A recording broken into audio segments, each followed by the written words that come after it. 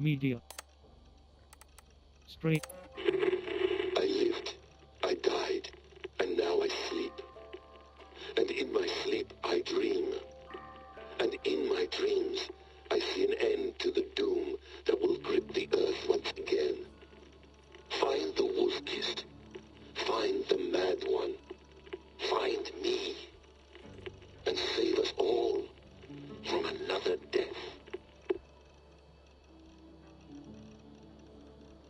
Strange message. Layla, thought you might be interested in this. Conversations that Bex and I had with Desmond back in 2012. December, I think. Just candid talks, that's all. We didn't square any circles or write any beat poetry. But he did have some interesting insights into his time in the Animus and what it means to be an assassin. Anyway, have a listen. You might find you and he had similar experiences, so, well, let me know what you think. Unless it's to tell me I sound like a total prat in these recordings. If that's the case, just say nothing. I mean, I did have a slight cold at the time I recorded these. That's probably why I sound odd. Anyway, okay, I'm done anyway, so turn off. Turn off. Oh, it's actually just a button. Sorry, here we go. For Lou. No, come on, Sean. Turn that thing off. Oh, hold on. I like what you said there. I want to get this for posterity. Say it again, nice and loud. Seriously? Sure, come on. If nothing else, it'll give me leverage with your old man. Ah, that's your angle. Nice. What I said was, I wish I hadn't been born into the Assassins. I wish I had chosen this life. Is that good enough? Sure, but why is that? Because choice is the central idea of our creed. It underpins everything, right? It's about free will. It's about seeing the evidence before you and saying, yes, this is what I want. Or, no, this isn't for me. But when you're born into a group like this, or any other, like I was, you get mixed signals. You get told over and over again, this is what we believe. These are the rules. This is reality. No deviation. And if you question it, oh, they look at you like you killed a puppy. That's hardly free will. It's a weird irony when free will is your central belief, but nobody wants you to believe otherwise. I don't know how to say it exactly, but I always thought there was something self-destructive about our creed. If free will is the most important moral guidepost we have, we should be free to ignore it. To choose submission, for example. You know what I mean? Like, we should be free to side with the Templars. If it's really my choice, I could do that. Right. It's almost self-refuting. A democracy could democratically elect a dictator or choose to get rid of democracy altogether. Within our creed is the seed of its own destruction. That's what makes it powerful, I think. And fragile. Right. The more freedom you have, the more risky it is, you know? Anyway, my dad has mellowed over the years, but he was strict when we lived on the farm. He ran a tight ship. I never got the impression that I was free to choose my path forward. Our creed, our tenets, they were drilled into my head. By the time I was a teenager, I was following these rules out of a sense of duty. This was just what we did. That happens to a lot of organizations over time. The stagnation sets in, you know? The fundamentalism. Yeah. Following the rules becomes more important than achieving whatever goal you set out for yourself. And people start to lose sight of the reason the rules exist. That's called deontology, or a form of it. Following a rule for its own sake and not for the consequences it has. Yeah, but that feels backwards, doesn't it? Well, I think so. Following a rule is the easy part. Praying, taking a sip of wine, munching on a wafer. Rituals that give comfort. But that's just going through the motions. It makes people feel like they're doing something. When the hard work is, well, actually getting off your ass and doing something productive. I think people just want boundaries. Tight boundaries. They want to see the four walls that pen them in. I don't disagree. Anything outside that, anything that makes life more complex, that's scary. That's why I envy you.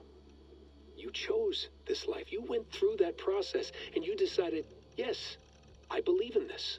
Sure. It didn't stop me from being an insufferable know-it-all as a teenager, but I see your point. I would have loved to have been a know-it-all. I knew nothing. Not until you guys found me.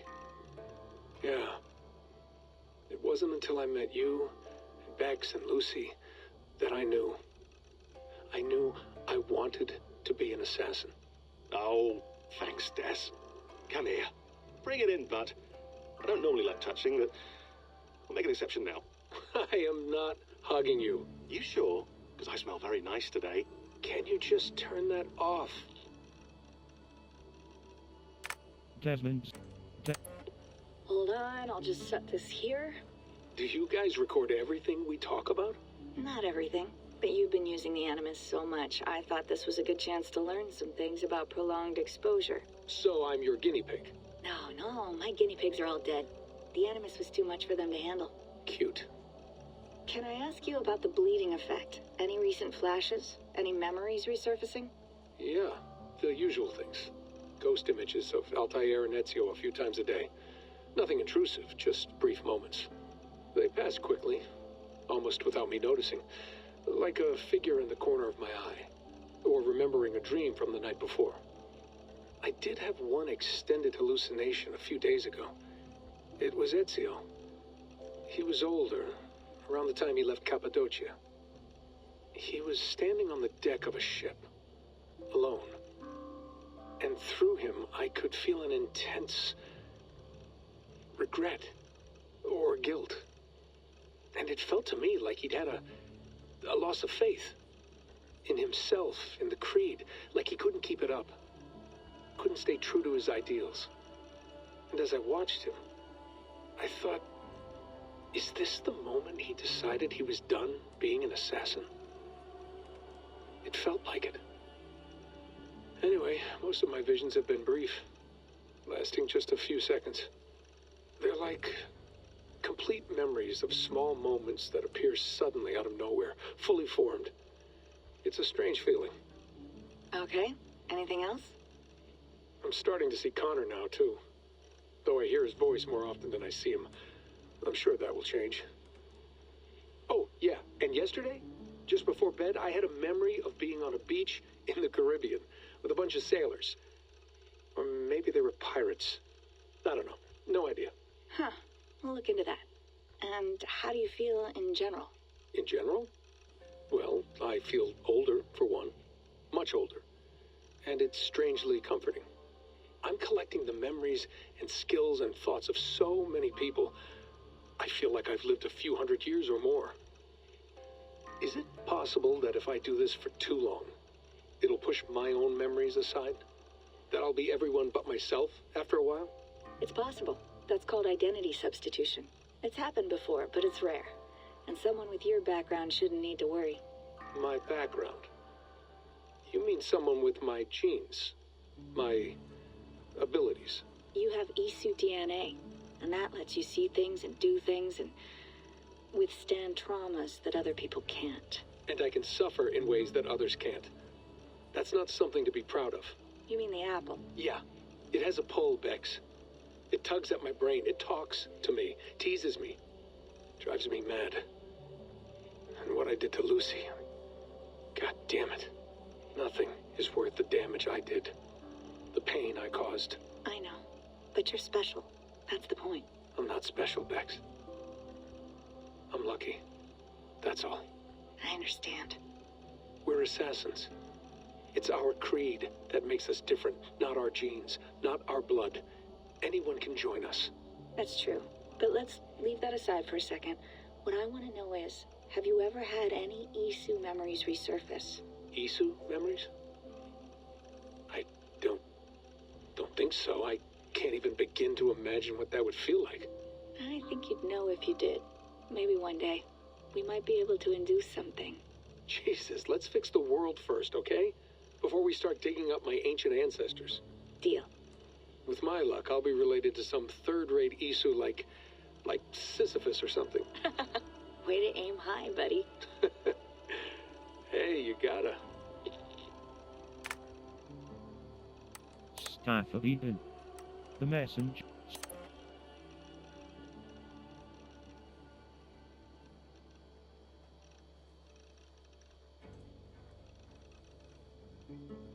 Acquired from the Eagle Bearer, Cassandra, 2018. Presumed manufacture date, late in the ASUS Singularity Age, tilde 75,100 BCE / tilde 2200 EE. This staff, one of many ASUS staves known to us, is first and foremost a medical device with the ability to heal, repair, restore, and rejuvenate organic tissues with unprecedented swiftness. It has been known to extend the life of its bearers well beyond the average human and ASU lifespans, and is presumed to have the ability to resuscitate living creatures in critical or suspended states. It has not been verified if the staff has the ability to resurrect the dead, but this seems unlikely. Based on its known features, it appears to work by reading and copying its bearer's DNA to ensure perfect replication on a broad scale. It is able to detect erroneous copies and deploy repairs so long as its bearer remains within direct contact. It has been used as a weapon, infrequently, possibly by taking advantage of the tremendous power it draws from the ASUS wireless energy lattice. The staff has also acted as a conduit or container for the personality of an ASU called Olivia. It is not known if this personality is Olivia's original consciousness or a simulation of the original, though most neuroscientists would call this a distinction without a difference. As of early 2019, the entity known as Olivia has made no further attempts to contact me. As yet, my purpose as the so-called heir of memories, as Olivia has dubbed me, remains unclear. Known bearers Hermes Trismegistus, tilde 75,100 75,000 EE. Pythagoras, 6th century BCE 5th century BCE. Cassandra, 4th BCE.